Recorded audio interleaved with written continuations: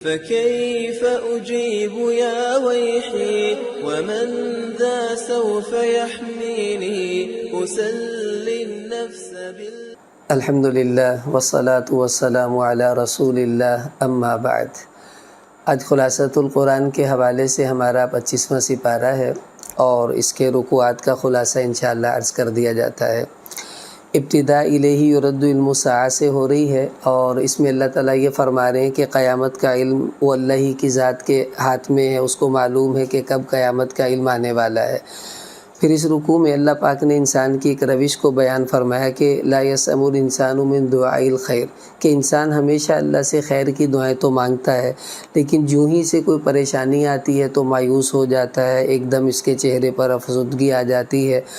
اگر ہم اس کو کسی مصیبت کے بعد کوئی راحت دیتے ہیں تو اب اس کو چاہیے تھا اللہ کا شکر کرے، لیکن کیا کہتا ہے لَيَقُولَنَّ هَذَا لِي، کہ دیکھو یہ تو میرا کمال تھا، میں نے کیا، اس وجہ سے ایسا ہو گیا۔ اور یوں بھی کہتا ہے کہ قیامت کے آنے کا مجھے کوئی جو ہے وہ یقین نہیں ہے اور میں اپنے رب کے پاس گیا بھی تو مجھے بڑی خیر ملے گی، اپنی طرف سے جھوٹی امیدیں باندھے ہوئے ہے۔ آگے پھر اللہ پاک نے فرمایا کہ سنوریہم آیاتنا فی الآفاق، کہ ہم لوگوں کو کائنات میں نشانیاں دکھائیں گے، ایسی نشانیاں اور ان کی جان میں بھی ان کو نشانیاں نظر آئیں گی کہ ان کو اللہ کا حق ہونا بالکل واضح ہو جائے گا۔ ظاہر ہے اگر ہم اپنے اندر غور کریں تو اللہ پاک نے جو نظام بنایا ہے اس پر غور کرنے کے بعد پتہ چلتا ہے کہ واقعی جس نے بنایا ہے وہ بڑی ذات ہے اور اس کی عبادت کرنی چاہیے۔ آگے سورہ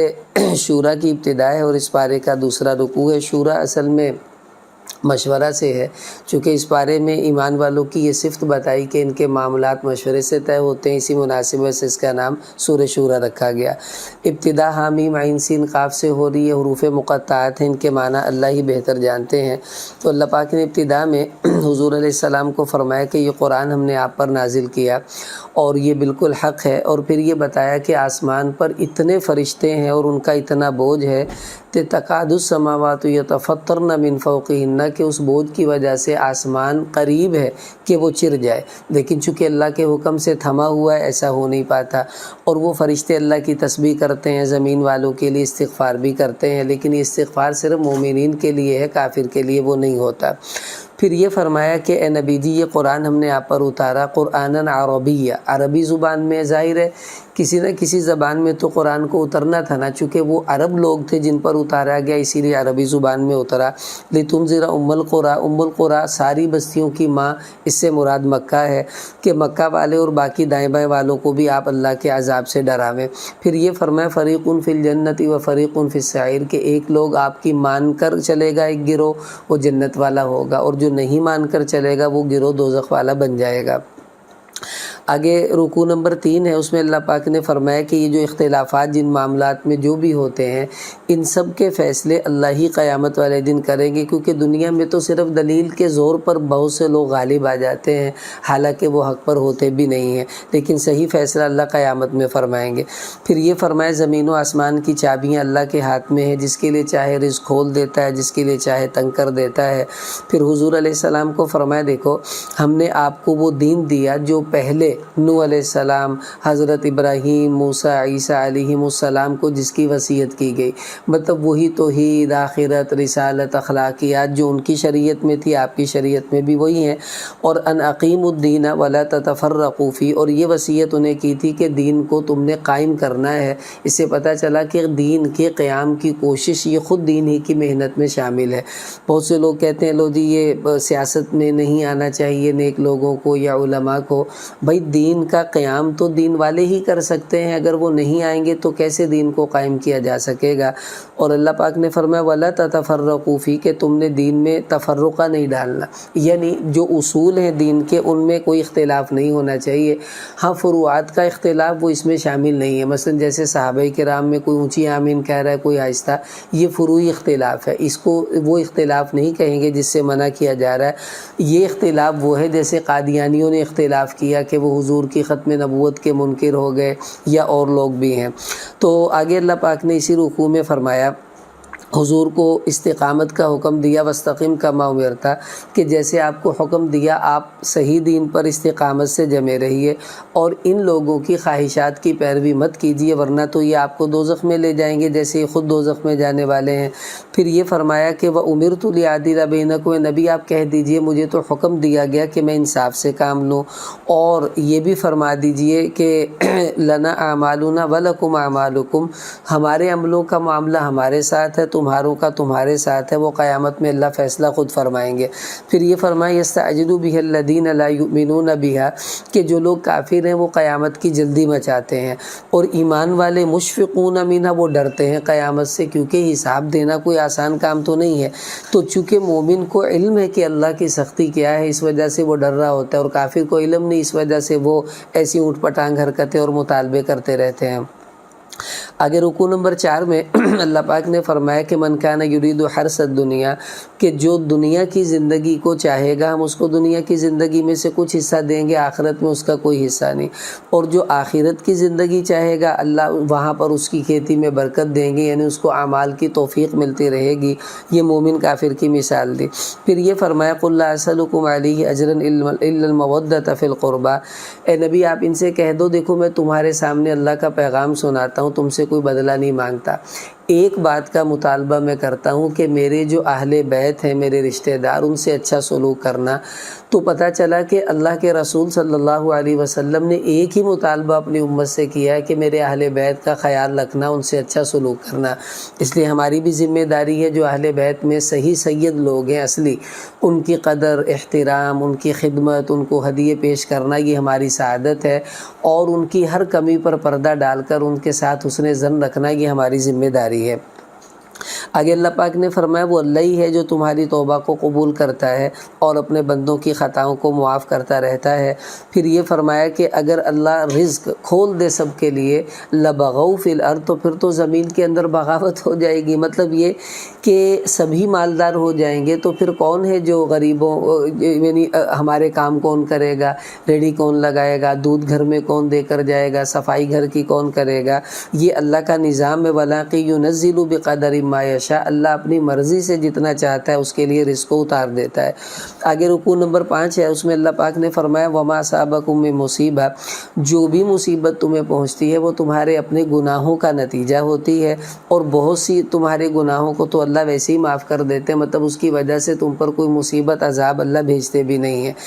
پھر اپنی نشانیاں بتائیں کہ یہ کشتیاں جو پہاڑوں جیسی لگتی ہیں یہ ہماری نشانیاں ہیں، اور ہوائیں چلتی ہیں یہ ہماری نشانیاں ہیں۔ آگے پھر فرمائی ایمان والوں کی صفات بتائی کہ والذین یجتنبون کبائر الاثم، کہ ایمان والے وہ ہیں جو بڑے گناہوں سے بچتے ہیں اور بے حیائی سے بچتے ہیں، اور جب غصے میں آتے ہیں تو معاف کر دیتے ہیں۔ یہ نہیں کہا غصہ آتا ہی نہیں ہے، غصہ آنا یہ انسان کی فطرت ہے، لیکن مومن کی شان یہ ہے جب آ جائے تو وہ معاف کر دیتا ہے۔ اور یہ فرمایا کہ یہ اللہ کی فرما برداری کرتے ہیں، نماز پڑھتے ہیں۔ وَأَمْرُهُمْ شُورَىٰ بَيْنَهُمْ، اسی پر اس صورت کا نام بھی ہے کہ ان ایمان والوں کے سب امور آپس میں مشورے سے طے ہوتے ہیں۔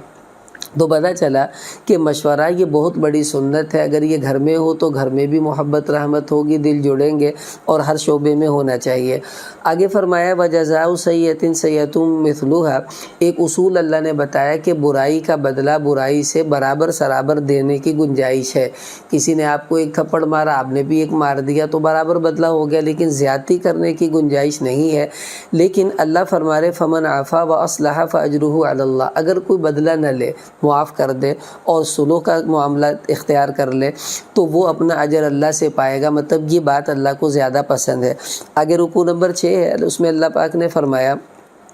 کہ اللہ پاک جن کو گمراہ کر دے پھر ان کا کوئی والی مددگار نہیں ہوتا اس کے بعد۔ اور اے نبی جی آپ دیکھیں گے کہ یہ لوگ جب قیامت میں پیش کیے جائیں گے تو ذلت سے یہ ڈرے ڈرے ہوں گے، نظریں جھکی بھی ہوں گی ان کی، اور وہاں پر کوئی ان کا مدد کرنے والا قیامت والے دن نہیں ہوگا۔ پھر حضور علیہ السلام کو تسلی دی فَإِنْ أَعْرَضُوا فَمَا أَرْسَلْنَاكَ عَلَيْهِمْ حَفِيظًا، اے نبی اگر یہ آپ کی بات نہیں مانتے تو ہم نے آپ کو ان پر کوئی نگران بنا کر نہیں بھیجا کہ آپ نے زبردستی کام کروانا ہے۔ ان علیک الا البلاغ، آپ کے ذمے بس بات پہنچا دینا ہے، وہ پہنچا دی، آپ کا کام پورا ہوا۔ پھر اللہ پاک نے اپنی قدرت کو کھولا کہ دیکھو اللہ وہ ذات ہے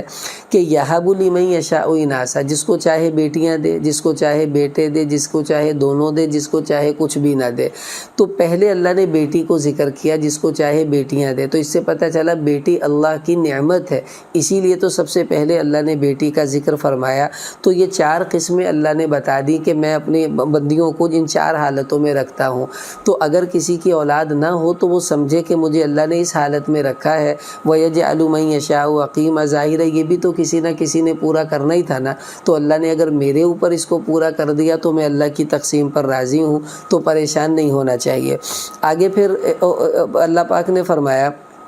کہ کسی انسان میں یہ ہمت نہیں ہے ان یکلمہ اللہ، کہ وہ ڈائریکٹ اللہ سے بات کرے، ہاں الا وحیا، وحی کے ذریعے اللہ سے بات ہو سکتی ہے، او من وراء حجاب، یا پردے کے پیچھے، یا اللہ رسول بھیج کر وحی جو نازل کرتے ہیں وہ طریقہ ہے۔ تو پتہ چلا کہ انبیاء کی اللہ سے جو گفتگو ہوتی ہے وہ چونکہ وحی کے ذریعے ہوتی ہے، اور موسیٰ علیہ السلام جو اللہ سے باتیں کرتے تھے وہ پردے میں ہوتی تھیں، لیکن قیامت میں اللہ جب اپنے بندوں سے جنت میں کلام فرمائیں گے وہ روبرو ہوگا، وہ اللہ کی شان کے مطابق جو بھی ہوگا۔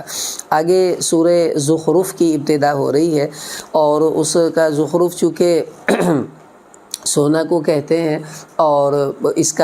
صورت میں اس کا نام بھی جو ہے وہ چونکہ آ رہا ہے آگے، تو اس کا ذکر آئے گا کہ زیورات وغیرہ وہ وہاں پر اس کا نام آ رہا ہے۔ تو اس کی ابتدا حامیم سے ہو رہی ہے، حروف مقطعات ہیں، اللہ اس کا معنی بہتر جانتے ہیں۔ تو اللہ پاک نے فرمایا یہ قرآن ہم نے عربی زبان میں اتارا، اور یہ سب سے ام الکتاب ہے قرآن، اس کو سب کتابوں کی ماں کہا، کیونکہ ساری کتابوں کا خلاصہ اللہ تعالیٰ نے اس کو جو ہے وہ اس صورت کے قرآن میں بیان فرمایا۔ اور پھر اس قرآن کو فی ام الکتاب لوح محفوظ میں اللہ تعالیٰ نے جو تھا وہ وہاں سے اتار کر اپنے بندوں پر جو ہے وہ نازل فرمایا۔ پھر آگے اللہ پاک نے یہ فرمایا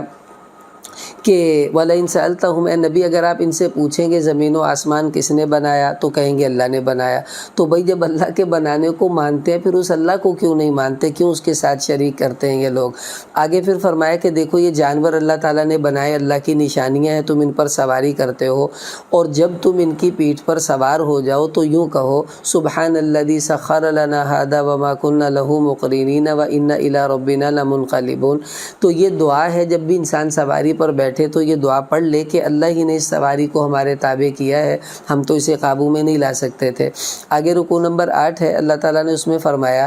کہ یہ جو کافر لوگ ہیں مشرکین مکہ، وہ کیا کرتے تھے کہ اللہ تعالیٰ کے فرشتوں کو اللہ کی بیٹیاں کہتے تھے۔ تو اللہ پاک فرما رہے وَإِذَا بُشِّرَ أَحَدُهُمْ بِمَا ضَرَبَ لِلرَّحْمَنِ مَثَلًا، کہ اللہ کے لیے جو مثال بیٹیوں کی دیتے ہیں، جب ان کو بیٹی کی خوشخبری دیتے ہیں تو ظَلَّ وَجْهُهُ مُسْوَدًّا، تو ان کا چہرہ کالا ہو جاتا ہے، سانس گھٹنے لگتا ہے، بھئی ہمیں کیوں بھئی جب تم اپنے لیے بیٹی پسند نہیں کرتے تو اللہ کے لیے بیٹیاں کیوں بناتے ہو۔ آگے فرمایا وَقَالُوا لَوْ شَاءَ الرَّحْمَنُ مَا عَبَدْنَاهُمْ، یہ کہتے ہیں اگر اللہ چاہتا تو ہم ان کی عبادتیں نہ کرتے، حالانکہ ایسی کوئی بات نہیں تھی، انہوں نے خود اپنے ہی طور پر یہ کام کیا اور اللہ تعالیٰ پر جھوٹے الزامات دھر رہے تھے۔ آگے رکوع نمبر 9 ہے، اس میں اللہ تعالیٰ نے ابتدا میں ابراہیم علیہ السلام کا ذکر فرمایا کہ انہوں نے اپنی قوم سے یہ کہا اننی براء مما تعبدون، تم جن بتوں کی پوجا کرتے ہو میں ان سے بری ہوں، میرا ان سے کوئی تعلق نہیں ہے، میں تو اپنے اللہ ہی کی عبادت کرتا ہوں۔ پھر فرمایا نبی جی یہ لوگ آپ سے کہتے ہیں لولا نزل هذا القرآن على رجل من القريتين عظیم، کہ کسی بڑے سردار پر قرآن کیوں نازل نہیں ہوا، آپ پر ہی کیوں اترا ہے، مطلب ہمارے اتنے بڑے بڑے سرداروں پر تو نہیں نازل ہوا۔ تو اللہ پاک فرما رہے اہم یقسمون رحمت ربک، ان سے پوچھو کہ تیرے رب کی رحمت یہ تقسیم کرتے ہیں، مطلب اللہ نے اتارنا بھائی جس پر چاہے اتارے، اس میں کسی کا کیا جبر۔ پھر اللہ پاک نے ایک حکمت بتائی کہ ورفعنا فوقهم فوق بعضین درجات، کہ دیکھو ہم نے اپنے بعض بندوں کو بعضوں سے اوفق بنایا ہے، مطلب تقسیم رزق میں کسی کو زیادہ کسی کو تھوڑا، یہ اللہ کی حکمت ہے۔ اگر سارے ہی امیر ہوتے تو بھائی کون کام کرتا ہمارے، کسی کو غریب بنایا کسی کو مالدار، تاکہ دونوں ایک دوسرے کی ضرورتیں پوری کرتے رہیں۔ پھر یہ فرمایا کہ اگر اللہ کو یہ ڈر نہ ہوتا کہ تم لوگ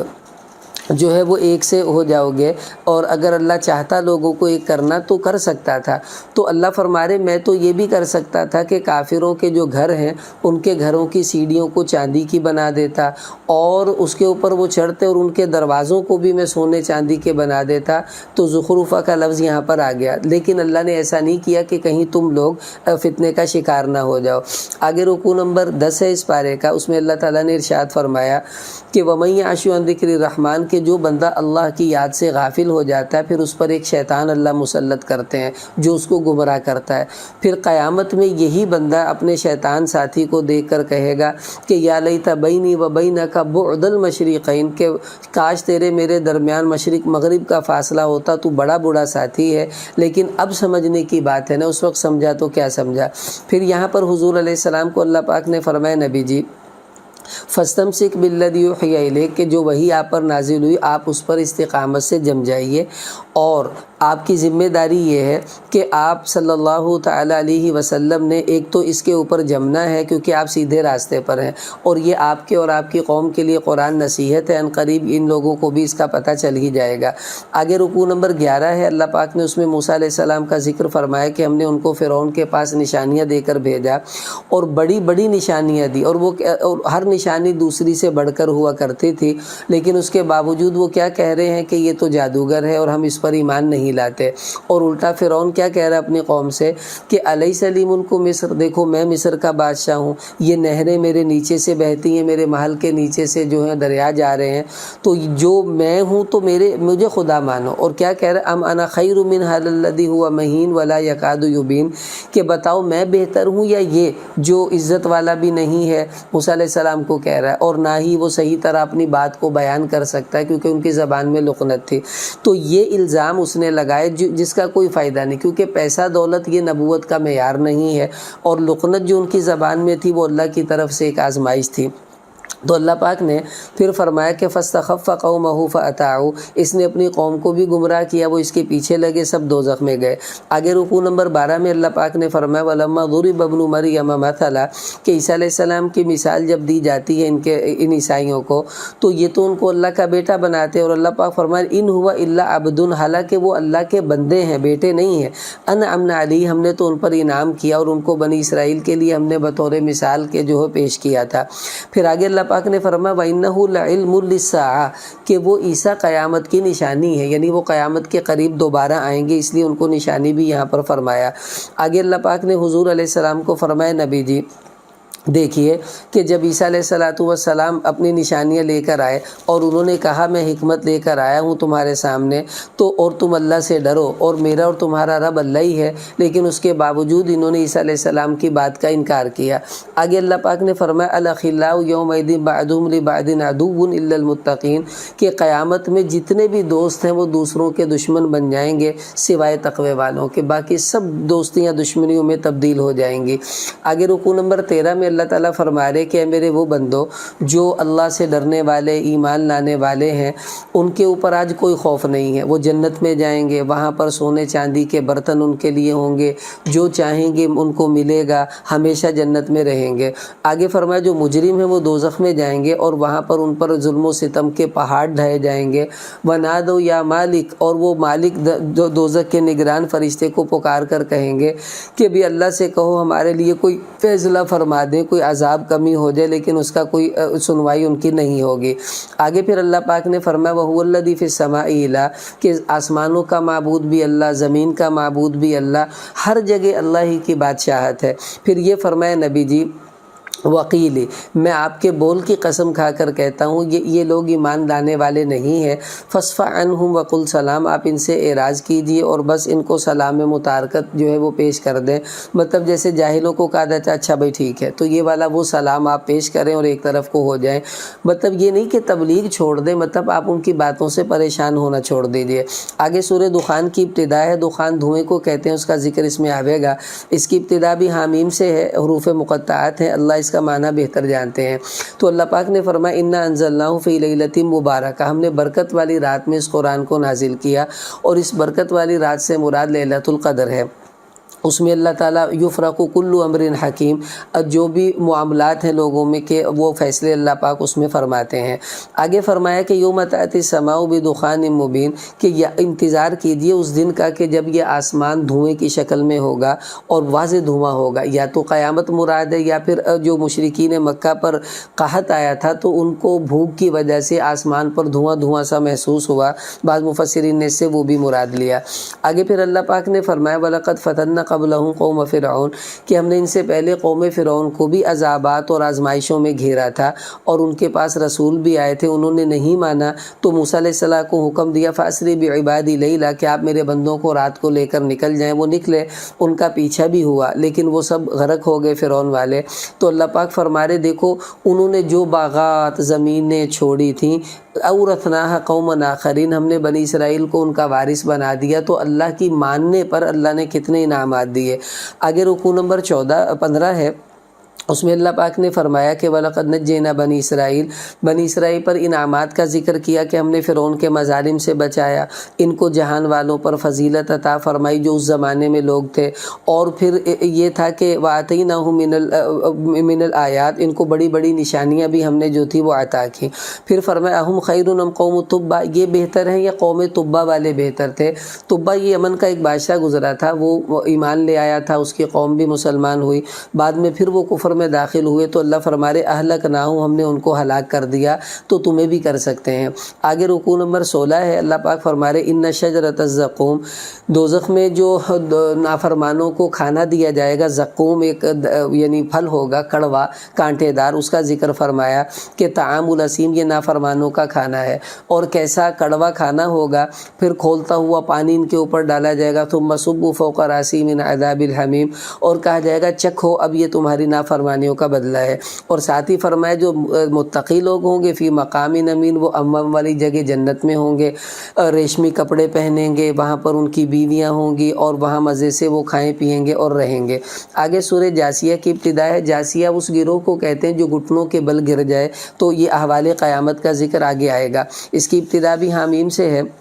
तो इसमें अल्लाह पाक ने इब्तिदा में अपनी कुदरत की निशानियाँ बताईं कि देखो हमने ज़मीन पर अब जानदारों को फैलाया, दिन रात का पलटना अल्लाह की निशानी, आसमान से बारिश बरसाई, फिर ज़मीन से रोज़ियाँ निकाली, ये सब अल्लाह पाक की कुदरतें हैं। फिर फरमाया वैलुल लिकुल्लि अफ़ाकिन अथीम, हर झूठा और गुनाहगार उसके लिए हलाकत है जो अल्लाह की आयतों को सुनता है और उसके बाद फिर तकब्बुर से उसका इनकार भी कर देता है। तो इसमें सब काफिर आ गए कि वो अल्लाह के अज़ाब का जो थे वो गिरफ़्तार होंगे क़यामत वाले दिन। आगे रुकू नंबर 18 में अल्लाह ताला ने फरमाया कि अल्लाहुल्लज़ी सख़्ख़र लकुमुल बहरा, कि देखो ये समुंदर को अल्लाह ने तुम्हारे काम में लगाया, इसमें तुम कश्तियाँ चलाते हो, अपनी रोज़ी तलाश करते हो, यानी मछलियाँ वगैरह पकड़ते हो, और जो भी ज़मीन व आसमान में वो सब इंसान की खिदमत में लगा हुआ है, सूरज चाँद सितारे हवाएँ, ये सब अल्लाह ने हमारे लिए बनाई। फिर ये फरमाया कि हमने बनी इसराइल को किताब दी और नबूवत अता फरमाई और हमने उनको पाकीज़ा रिज़्क़ दिया, उन पर इनामात का ज़िक्र है, लेकिन उन्होंने इख्तिलाफ़ किया और अल्लाह के अज़ाब का जो थे वो शिकार हुए। फिर फरमाया सुम्मा जअलनाका अला शरीअतिम मिनल अम्र, ए नबी जी हमने भी आपको एक वाज़ेह शरीयत देकर भेजी है, आप उसकी पैरवी कीजिए और काफिरों की बात बिल्कुल मत मानिए, क्योंकि वो गलत रास्ते पर हैं। जो उस रास्ते पर गया वो ख़ुद भी गलत रास्ते पर चलने वाला बन जाएगा। आगे रुकू नंबर 19 है, उसमें अल्लाह ताला ने ये फरमाया कि वो लोग, ए नबी आपने देखा जिसने अपनी ख्वाहिश को ही अपना खुदा बना रखा है, यानी जो जी में आया बस वो करना है, जैसे आजकल के कुफार हैं। तो फरमाया अदल्लाहुल्लाहु अला इल्म, इल्म के बावजूद अल्लाह पाक ने उनको गुमराह कर दिया, उनके दिलों पर कानों पर मोहरें लग गईं, उनकी आँखों पर पर्दे पड़े हुए, हिदायत की बात को वो समझते नहीं और उल्टा क्या कहते हैं कि मा हिया इल्ला हयातुन दुनिया, अबे यही तो ज़िंदगी है, खाओ पियो मज़े करो, और वमा युहलिकुना इल्ला दहर, ये ज़माना हमें हलाक करता है, कोई खुदा नहीं है जो हमें मारने वाला हो। तो अल्लाह पाक फरमा रहे अच्छा कुलिल्लाहु युहयीकुम सुम्मा युमीतुकुम, इनसे कह दो वो अल्लाह तुम्हें ज़िंदा करेगा, वो फिर तुम्हें मारेगा, और वही अल्लाह तुम्हें क़यामत वाले दिन फिर क़यामत में जमा भी करेगा। आगे रुकू नंबर 20 है इस पारे का आखिरी रुकू, उसमें अल्लाह ताला ने ابتدا میں فرمایا کہ وَيَوْمَ تَقُومُ السَّاعَةُ يَوْمَئِذٍ يَخْسَرُ الْمُبْطِلُونَ کہ جھوٹے لوگ اس دن خسارے میں جائیں گے قیامت میں۔ اور اے نبی آپ دیکھیں گے تَرَى كُلَّ أُمَّةٍ جَاثِيَةٍ ہر امت جو تھی وہ گھٹنوں کے بل زمین پر گرے ہوئے ہوں گے۔ کیوں؟ اللہ کے عذاب کے خوف سے سب کے حوصلے ٹوٹیں گے، اعمال نامے لائے جائیں گے اور پھر سب کے سامنے پیش کیے جائیں گے، کہا جائے گا هَذَا كِتَابُنَا يَنطِقُ عَلَيْكُمْ بِالْحَقِّ یہ کتاب ٹھیک ٹھیک تمہارے احوال جو ہے وہ بتائے گی۔ آگے پھر فرمایا جو نیک لوگ ہوں گے وہ جنت میں جائیں گے اور برے لوگ جو مجرم ہوں گے وہ دوزخ کا ایندھن بنیں گے۔ اور اللہ پاک فرما رہے ان سے جب کہا جاتا تھا کہ اللہ کا وعدہ قیامت سچ ہے تو کیا کہتے تھے؟ ما ندری ما الساعہ، اجی وہ قیامت کیا ہوتی ہے ہمیں تو کچھ نہیں پتا اور ہم کوئی یقین نہیں کرنے والے اس کے اوپر۔ تو اللہ پاک فرما رہے ان سے کہا جائے گا الیوم ننساکم کما نسیتم لقاء یومکم ھذا، جیسے تم قیامت کو بھلا چکے تھے آج ہم نے بھی تمہیں بھلا دیا، کوئی رحمت تمہارے لیے نہیں، کوئی مغفرت تمہارے لیے نہیں۔ کیوں؟ یہ اس لیے بِأَنَّكُمُ اتَّخَذْتُمْ آیاتِ اللہِ ہُزُوًا کہ تم نے اللہ کی آیتوں کا مذاق بنایا اور دنیاوی زندگی نے تمہیں دھوکے میں ڈالا، اسی وجہ سے تمہارا یہ برا انجام ہے۔ بہرحال یہ اس پارے کا خلاصہ تھا، جو احکامات تھے اللہ تعالی ہمیں ان پر عمل کرنے کی توفیق عطا فرمائے۔